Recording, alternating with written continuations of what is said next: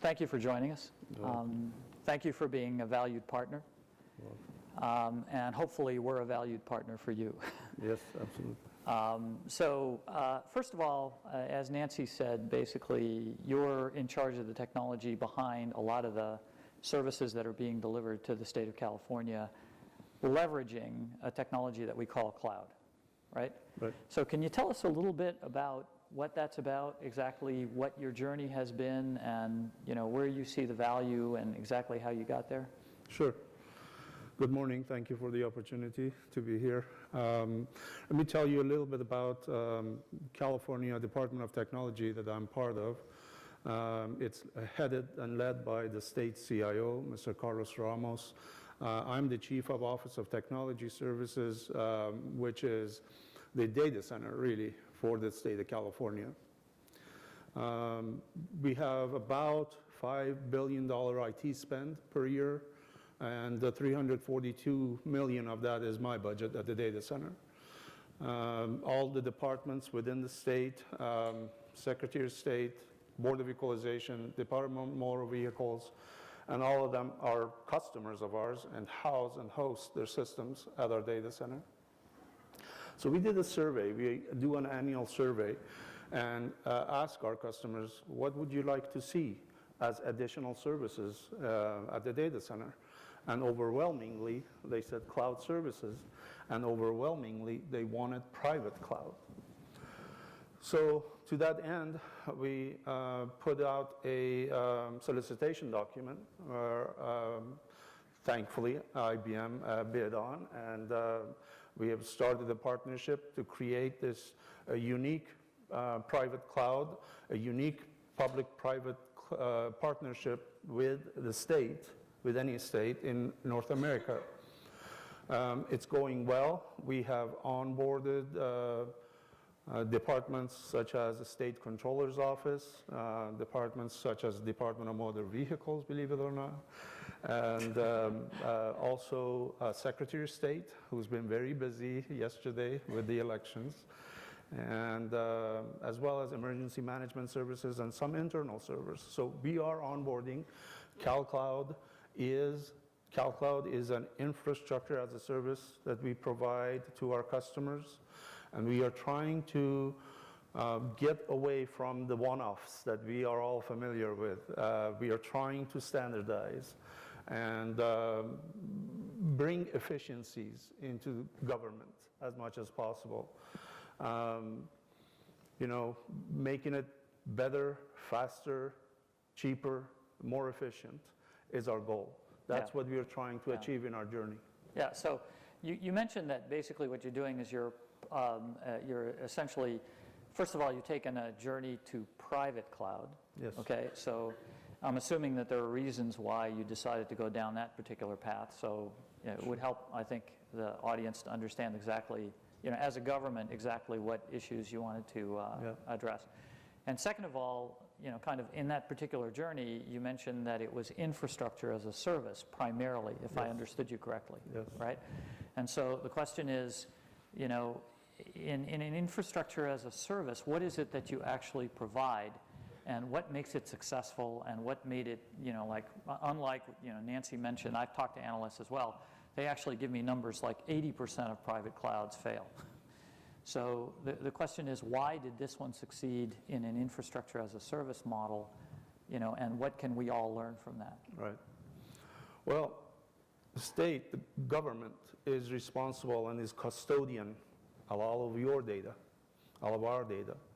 So data that Department of Healthcare Services owns, data that Department of Motor Vehicle owns, confidential, sensitive, HIPAA data that we are responsible for, and that was the genesis for wanting a private cloud, a cloud that we knew would reside in one of our 2 Tier 3 data centers, nowhere else. That was a requirement from our customers. What was the second part of your question? Sorry. Infrastructure as a service. Right. Why did that succeed in this particular instance? Right. So, what are the people, process, exactly. Some of the things that Nancy mentioned that actually made it succeed and not fail? Okay. Well, we wanted to build a foundation 4 cloud services. And currently, CalCloud offers Windows, Red Hat Linux, and AIX support with all the security and infrastructure that goes along with that. Our customers, Department of Corrections and Rehabilitation by itself, has hundreds of thousands of records on inmates, and they wanted to make sure that it was not only HIPAA compliant, but very secure. So we had to make sure that the FedRAMP compliance and all the other FISMA compliance and all of the other security compliances, we met all of those requirements. So started with infrastructure as a service, and we are building other services on top of that.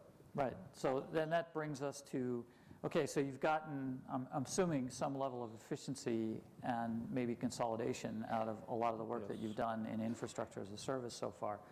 And you've done it, you know, in a way it sounds like to take advantage of some of the needs and wants of the consuming community, right? So where are you going to go next in terms of, you know, what it is that you feel you've gotten as value out of the whole notion of instituting a cloud? Right. Well, we need to offer platform as a service and software as a service also, and we are on our way to do that. Being government, we have to make sure that we are competitive and we are fair to the industry.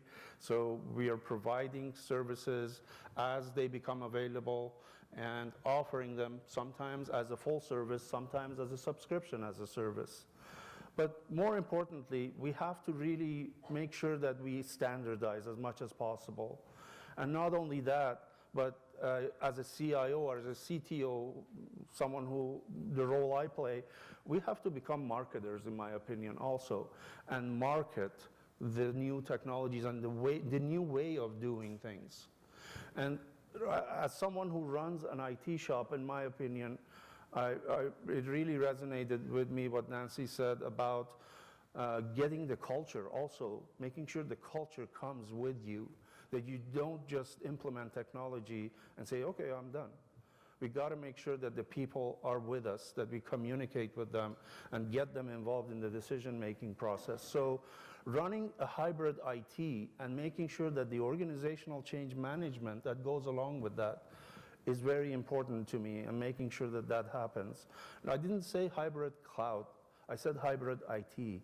And what I mean by that is that traditionally we've been a conventional IT service provider with our managed services, with our mainframe services, but now we provide cloud services also.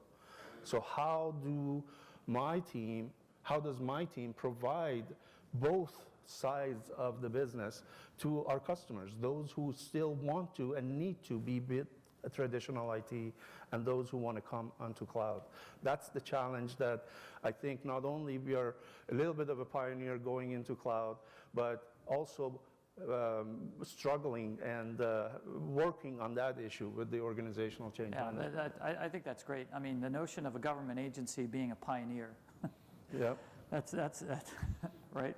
Well, we are happy to have we are happy to have IBM as the engine behind it with us.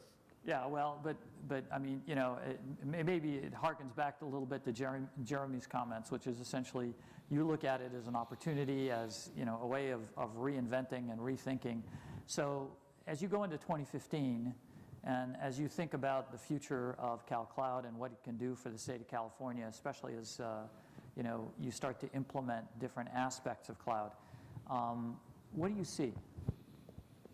Well, as I said, I see that we need to make sure that organizationally we bring the teams together, but we also need to make sure that we measure our success. And how do we measure is sometimes by measurable metrics and sometimes by not. You know, I said at the beginning that making things faster, cheaper, and more efficient. It's easy to measure faster. How quickly do we provision servers today versus how quickly did we do it in our managed services or before cloud? You know, before cloud, sometimes it took months to provision our hardware. Now we do it in 25 minutes. Our customers are really happy about that. cheaper. How much are we saving for our customers? That's also measurable. More efficient, it's going to really come down to, is there better customer satisfaction at the end of the day? Are customers happier at the end of the day? And customers are not always the other department's IT staff. It's the actual constituent. It's the citizens of the state. Are they getting better service because of it?